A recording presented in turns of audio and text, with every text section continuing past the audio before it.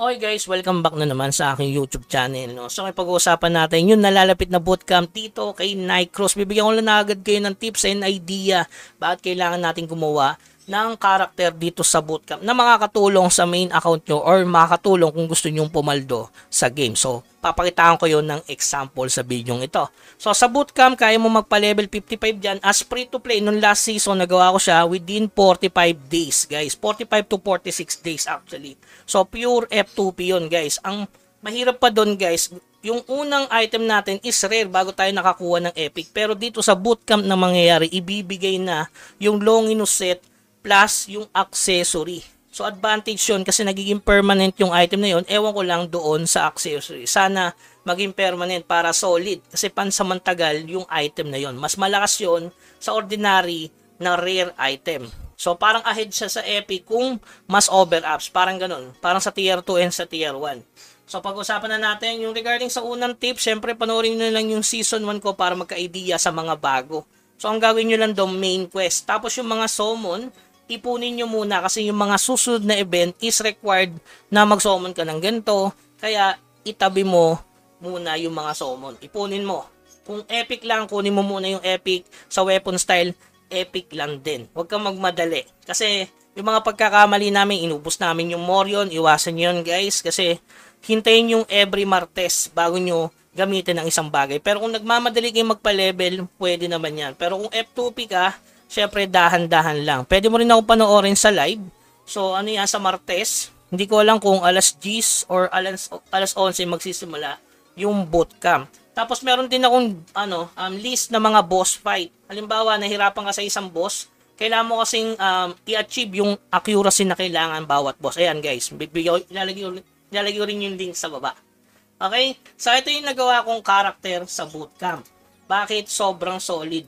Siyempre guys, ayan, yung sa bootcamp, naka-Longinus set. Ito yung Longinus set, guys, magagamit mo yan pansamantagal. Including na siyempre yung mga, dito kasi may bibigay din yung artifacts na pwedeng i-plus 8. Papakita ko na lang guys sa storage. Okay. So, ito yung nagawa ko sa bootcamp guys. Kita nyo naman, may 2K diamond. Tapos, meron akong content regarding pantay papaldo dyan. Meron akong content regarding dun sa Morion farming. Check nyo na lang guys.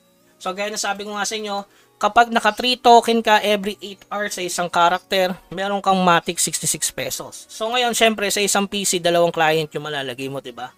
So every 8 hours, kumikita yon ng 6 Morion token. So gagawin natin guys, ito ay sample lang guys sa mga alt ko na ginawa ko sa bootcamp. Including na to guys, ito ibibigay yan sa bootcamp ng libre. Syempre pag tumatagal-tagal tayo sa laro, syempre kailangan natin makapag-upgrade ng character, diba?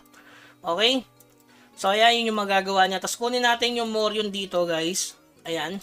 So, ito yung na-farm natin sa Irneta Temple. Sabi ko nga sa inyo, may video naman ako niyan kung saan ko in-AFK. So, ilan yung na-farm for 6 hours, 8 hours. So, ito yon mga bossing. So, ito is tradable na. So, pwede na nating i-mint yan. So, papakita ko kayo ng minting dito sa Nycross, bakit paldo at magkano ang isang token. Okay? So, ngayon, i-mint natin to para gawin na natin yung Chicken Joy. So, ayan. Bibili pa tayo, guys. Ubusin natin yung diamond na in-earn natin, syempre, sa pagbebenta ng mga items. So, kompletuhin lang natin ng 10 Morion. So, bilhin natin lahat, guys. Ayan. So, hindi na nanginayang kung bibilin ko yan kasi palduhan naman, guys. So, alt is alt. Pwede mo ibenta yung mga item nito, tapos gawin mo ng chicken joy. O kaya, ay cash out mo, tapos italpak mo dun sa main account mo. Pwede din yun para mas makatulong. So, 153. Napasobra ata yung natin. So, meron akong 22 token. Teka lang. Para kukulangin tayo sa pagminta. So, syempre, magtatabi kayo dapat ng diamond kasi baka mamaya kulangin. So, pwede pa tayo bumili tatlo para 23 token siya. So, ayan. Ganyan, guys. Imagine na isang character lang yan. Hindi pa kasama yung rapier ko dyan, guys. Mas malakas yung rapier ko dito kasi level 16 na yung rapier ko.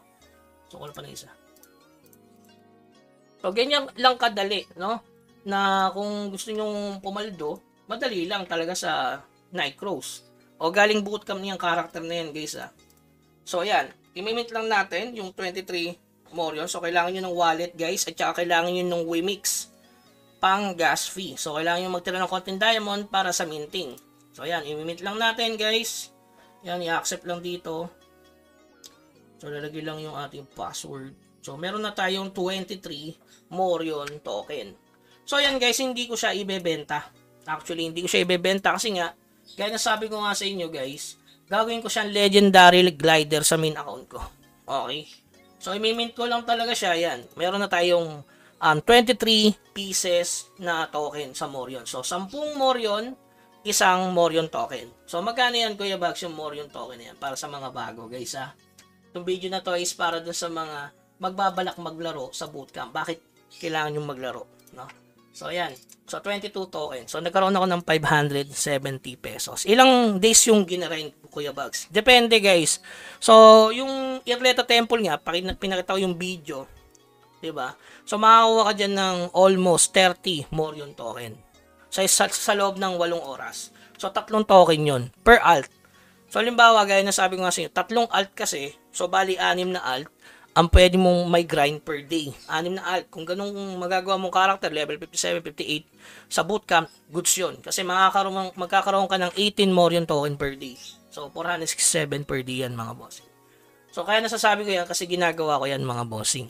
Okay? Kita nyo naman sa mga alt natin. So, syempre, yung mga alt guys, kailangan din ng konting progress. Hindi puro pwedeng kailangan mo lagyan niya ng collection para maging pogi, para malakas yung damage kapag nag-AFK, halimbawa dito sa Irleta Temple. Yan. Para nakakapag-solo din siya sa main quest. So ngayon, may makapasok dito, syempre. Ano yan farm of money. So, yan. So, napakadali lang. Mag-AFK lang ulit ako. So, guys, sabi ko sa inyo, may video naman ako niyan. So, pwede mo na i-AFK dito yan. So, iwanan mo lang yan for life. Yan, pwede pa magbenta ng mga item katulad dito. Benta ko muna to. Hindi pala yan. Ito, pwede ko ibenta to para maging diamond. So, dito, nagsugal tayo. So, merong kasi dyan maraming paraan para magka-diamond. So, pwede ko ibenta ng 1, 2, 30 siya, no? So, meron din ako ditong ito, pwede ibenta to.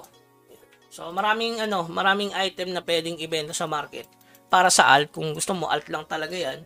At gagawin mo lang easy to earn. Yun, pwede naman yun, mga bossing. Okay? So, yun, yung regarding sa tips, naka-content naman yan, mga bossing. Regarding kung kaya mo magpa-level 55, ginawa ko na yan within 45 days as free to play. Then, ang habol natin, since 300% yung XP niyan, mas mabilis doon sa season 1, malamang makakagawa tayo ng limpak-limpak dyan. Limpak-limpak. Siguro mga 5 na level 55 na third class advance. So, libre yung dyan guys, yung pang class advance, no? Antimano, third class kakagad dyan, mga bossing. Kaya tingnan nyo, yung sa mage ko, diba, third class, pati yung sa rapier. Okay? So, yun lamang guys. Sana nakatulog tong video to para ma-motivate ka na maglaro sa bootcamp. Sabayan nyo ako guys, kung medyo nahihirapan kayo sa laro, pwede naman kayong magtanong doon na mismo sa live stream. Okay? So, yun lamang guys. Keep grinding hanggang sa muli. Paalam. So,